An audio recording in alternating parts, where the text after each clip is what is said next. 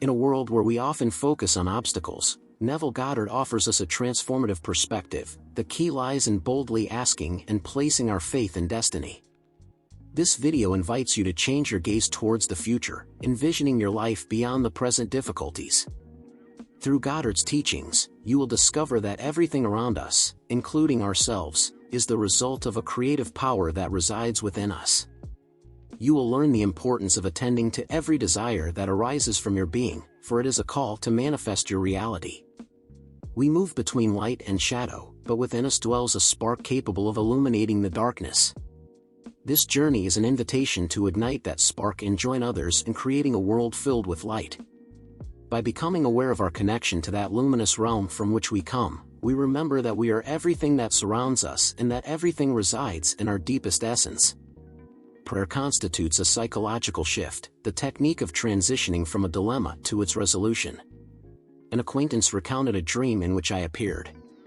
In this dream, we were in a garden where he shared his desires with me, to which I replied, "Don't just wish for those things, experience them." And this holds a profound truth. Wishing is observing from a distance, experiencing is perceiving from within. Don't dedicate your existence to wishing, instead, embody your desires. Don't consider that they have already been fulfilled, but firmly believe that it is so. By maintaining this belief, even if it initially seems illusory, the moment will come when it will materialize.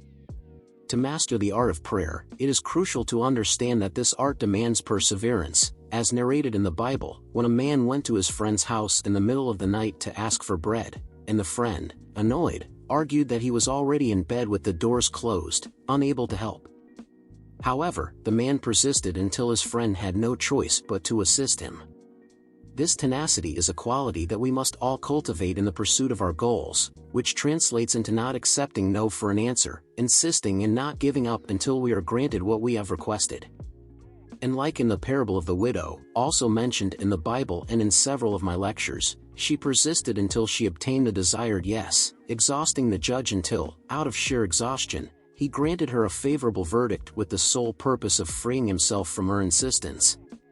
The Lord's Prayer reminds us of our unity from the beginning, by saying, "Our Father who art in heaven." If God is our Father, then we all share the same origin, regardless of whether we are black or white, Jewish or Muslim. We all have the same paternity or origin. Your current desire may not seem so distant. Persist until it materializes, because every desire is fulfilled if you don't give up on it.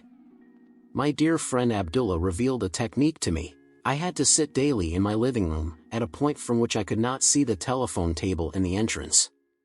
With my eyes closed, I had to visualize myself next to the table and then return my consciousness to the living room. And I practiced this countless times.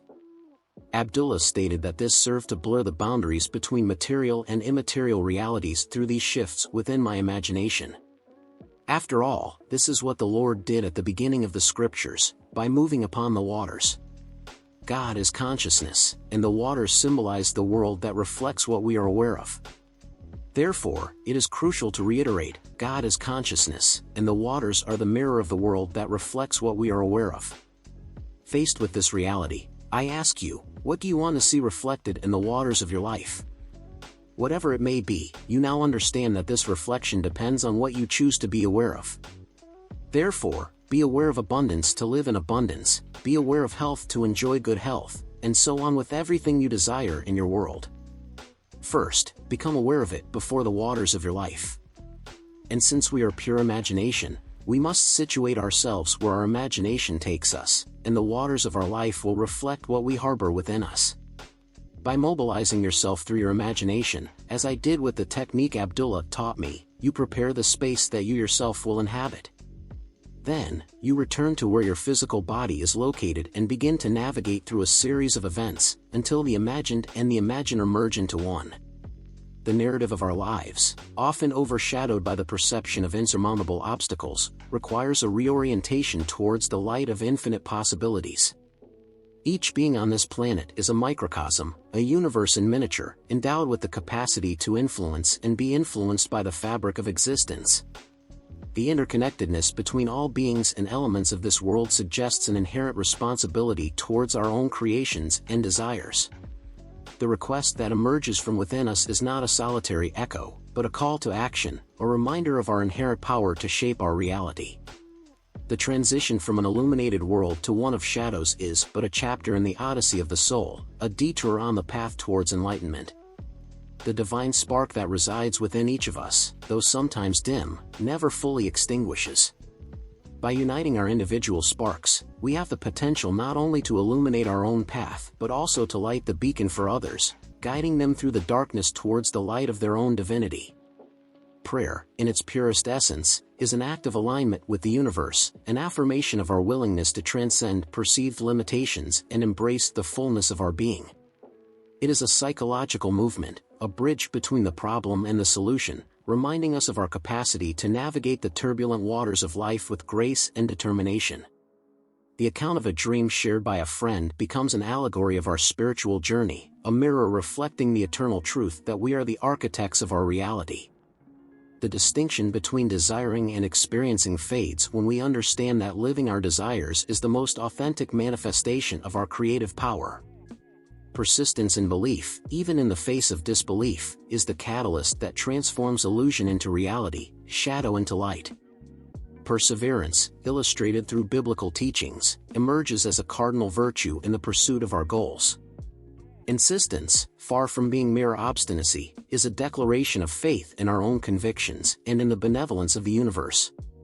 The parable of the widow and the judge is not just a story of tenacity, but also a testament to the power of human will to influence the course of events, to bend reality in our favor. The Lord's Prayer invites us to recognize our fundamental unity with the Creator and, by extension, with all of creation. This unity transcends superficial divisions and reminds us that, at the deepest essence, we all share the same divine origin. The materialization of our desires, then, becomes an act of co-creation with the universe, a sacred dance with destiny. The technique revealed by Abdullah offers us a methodology to navigate the material and immaterial realities, to lose and find ourselves in the vast ocean of consciousness.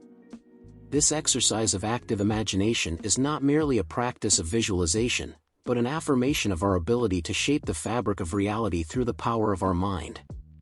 Ultimately, what we wish to see reflected in the waters of our life depends intrinsically on what we allow to dwell in our consciousness. By being aware of abundance, health, love, and peace, we not only attract these qualities into our existence but also become their living embodiment. Imagination, then, is not an escape from reality, but a powerful tool for the conscious creation of our world. By mobilizing ourselves through our imagination, we set the stage for our own transformation, for the sacred encounter between the dreamer and the dream. This process of alignment between our inner vision and our external reality is the heart of manifestation, the secret to living a life that reflects the fullness of our most authentic being. Through imagination, I situate myself in the place I desire, I walk through that space, I touch the objects present there. Then, I return to the starting point of that imagination, trusting that, in a way unknown to me at that moment, I will be led towards that place I visualized. And one day, what I imagine will integrate with my being, because the imagined will have been incorporated into my daily life and will form part of the events of my reality.